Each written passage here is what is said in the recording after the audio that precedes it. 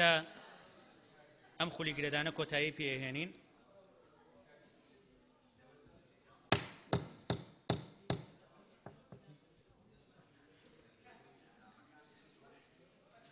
بە ناوی خوای بەخشندە و میهرەبان.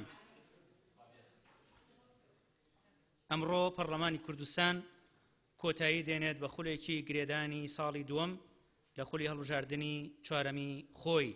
بەم بۆنەیەوە بە پێویستی دەزانم دەستخۆشی لە سەرجەم پەرلەمانتاران بکەم کە لە ماوەی ڕابردوودا ماندوو نەناسانە لەم هەلومەرجە ئاڵۆزەی کوردستاندا بەرپرسانە و خەمخۆرانە ئەرکەکانی سەرشانیان بە سەرکەوتووی ڕاپەڕاندووە.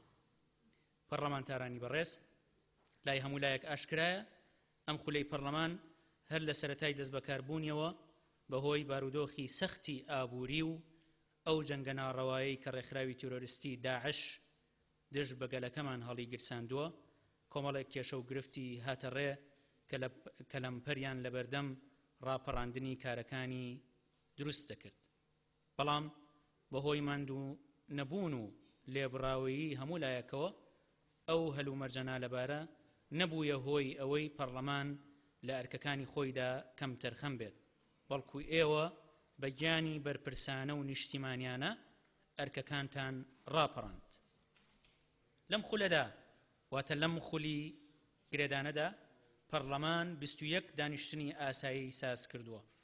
چەند جار بەڕێزان سەروەزیر، جێگری سەروەزیر و وەزیرانی حکوومەت و بەرپرسانی تری هەرێمی کوردستان لەسەر داوای خۆیان و لیژنە و ئەندامانی پەرلەمان هاتنە بەردەم پەرلەمان و لیژنەکانی.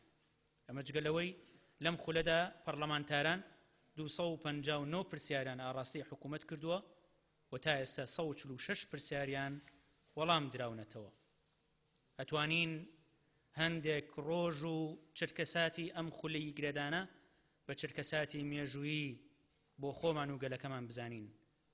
بۆ نمونە ساتی دەرکردنی بڕیاری ناردنی هێزی پێشمەرگەی قارەمانی کوردستان بۆ بەرگریکردن لە شاری خۆڕاگری کۆبانێ بۆ هەمیشە بوویە شانازیەک بۆ پەرلەمان و سەرۆکایەتی هەرێم و حکوومەت و گەلەکەمان بەگشتی. ئەو کاتەی هەمومان پێکەوە هەستاینەوە و بە حەماسەوە سرودی نیشتیمانی ئەی ڕەقیبمان وتەوە، بۆمان دەرکەوت کە هەر کاتێک ئیتیفاقمان هەبێت و یەکدڵ و یەکدەستبین ئەتوانین کاری لەکردن نەهاتوو بکەین. ڕۆشتنی پێشمەرگەی کوردستان بۆ کۆبانێ وای کرد هاوکێشەی سەربازی لەوێ لە بەرژەوەندی شەڕوانان بگۆڕێت. هەر بۆیە جێی خۆیەتی بەم بۆنەیەوە سڵاو و ڕێزی پەرلەمانی کوردستان بۆ ئازایەتی و قارەمانێتی هێزی پێشمەرگەی کوردستان و شەڕوانان لە هەرێمی کوردستان و لە باشووری کوردستان و لە ڕۆژاوای کوردستان بنێرین. سەبارەت بە چاودێریکردن و پرسیارکردن و بانگێشتکردنی وەزیرەکانی دەسەڵاتی جێبەجێکردن، پەرلەمانی کوردستان بارەکەکانی خۆی هەستاوە و لەو خولەدا وەزیرەکانی پەروەردە و کشت و کاڵ و ناوخۆ و پێشمەرگە و ڕۆشنبیری و لاوان و دارایی و سامانە سروشتیەکان و کارەبا و وەزیران و سەروەزیر و جێگری سەروەزیر و وەزیرانی پەیوەندیدار بە ئەنجومەنی هەرێمی نەوت و غاز هاتنە پەرلەمان و لەلایەن پەرلەمانتاران و لیژنە تایبەتەکانی پەرلەمانی کوردستانەوە پرسیاری پێویستیان لێکرا و ئەوانیش لە پەرلەماندا کێشە و گرفتەکانی خۆیان خستە ڕوو.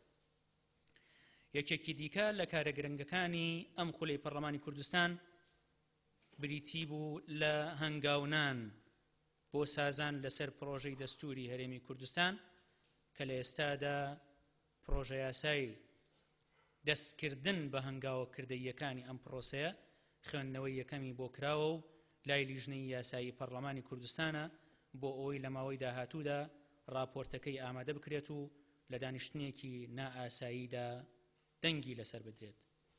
سەرڕای هەموو ئەمانە ئەبێت دان بەوەشدا بنین کە لە ڕووی یاسادانانەوە لەم وەرزەدا نەمانتوانیەوە وەک پێویست ئەرکەکانی خۆمان ڕاپەڕێنین. ئەمەش بەشێکی پەیوەندی بە بارودۆخی دارایی هەرێمەوە هەیە کە بەهۆیەوە لیژنەکان ناتوانن راپۆرتی کۆتایی لەسەر ئەو پرۆژە یاسایانە ئامادە بکەن کە تێچوونی داراییان هەیە. هەڵبەت ڕێک نەکەوتنی فراکسیۆنەکانی پەرلەمان لەسەر هەندێک پرۆژە یاسایی دیکەش هۆکارێکی دیکەی ئەم کێشێن.